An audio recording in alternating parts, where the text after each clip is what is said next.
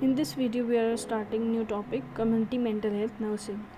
So first we'll see what is community mental health nursing, followed by other parts of it. As mental health plays an important role in our life, so it becomes very important to prevent mental health from illnesses. So we can make best use of our mental health knowledge by applying it to the maximum population. So here is the definition of community mental health nursing. It is the application of specialized knowledge to populations and communities to promote and maintain mental health and to rehabilitate populations at risk that continue to have residual effects of mental illness. In healthcare system, our focus is on promoting health, maintaining health, and rehabilitating those who are having chronic illnesses.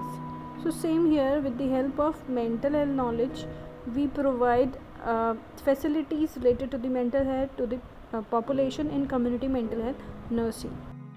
Now the goals of community mental health nursing.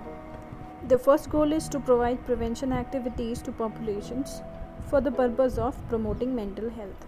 So with the help of community mental health nursing, we provide the preventive services to the population, giving education to them so that they can have good mental health. Second goal is to provide interventions as early as possible. Community mental health nursing also allows or also provide facilities for providing early intervention, because whenever we are going directly to the people, we can identify and screen the conditions, their health status, and thereby we can identify the illness at earliest. So this is how it helps in providing intervention as early as possible.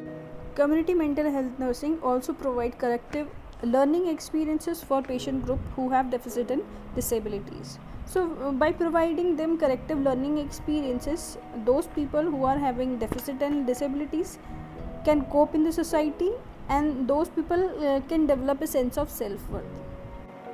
Next goal is to anticipate when populations become at risk for particular emotional problems, and to identify and change social and psychological factors that diversely affect people's interaction with their environment. So with the help of community mental health nursing, we can also assess the environmental factors which can provoke the stress level among the people of their particular community.